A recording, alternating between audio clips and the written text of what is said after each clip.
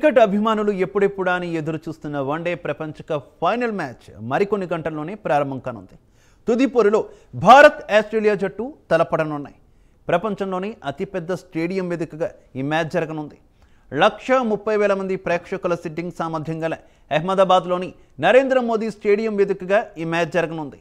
బ్యాటర్లకు బౌలర్లకు సమాన సహకారం అందించే ఈ పిచ్పై ఫైనల్ మ్యాచ్ ఆసక్తికరంగా సాగడం ఖాయంగా కనిపిస్తోంది. దీంతో మ్యాచ్లో టాస్ కీలక పాత్ర పోషించే అవకాశాలు కనిపించడం లేదు.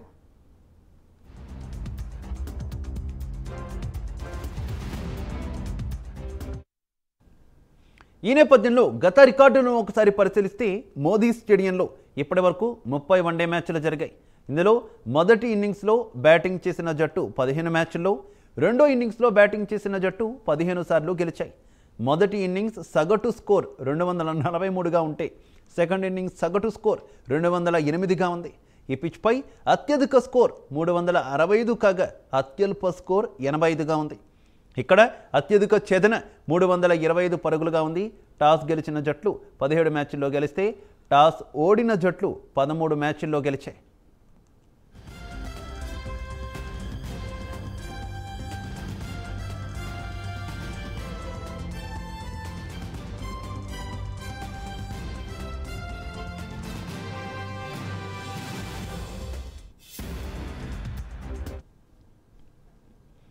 ఈ పిచ్లో స్పిన్నర్ల కన్నా పేసర్లకి ఎక్కువ వికెట్లు పడతాయని గత రికార్డులు చెబుతున్నాయి.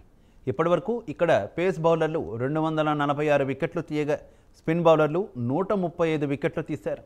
వన్డే ఫార్మాట్లో Bharat Australia head to head one day రికార్డుల విషయానికి వస్తే ఇప్పటివరకు రెండు జట్లు 150 మ్యాచ్ల్లో తలపడ్డాయి.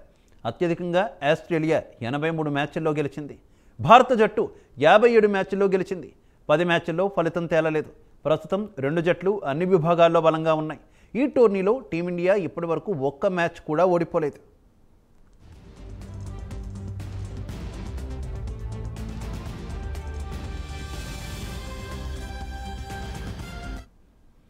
లీగ్ దశలో ఆడిన 9 మ్యాచ్ల్లో అన్నీ గెలిచింది. సెమీఫైనల్లో న్యూజిలాండ్పై 70 పరుగుల తేడాతో గెలిచి ఫైనల్ చేరింది. దీంతో ఈ టోర్నీలో టీమిండియా వరుసగా 10 విజయాలు నమోదు చేసింది. ఇక ఆస్ట్రేలియా విషయానికి వస్తే ప్రపంచ కప్ను నిరాశజనక ఫలితాలతో ప్రారంభించినప్పటికీ ఆ తర్వాత అద్భుతంగా పుంజుకుంది. వరుసగా విజయాలు సాధించింది.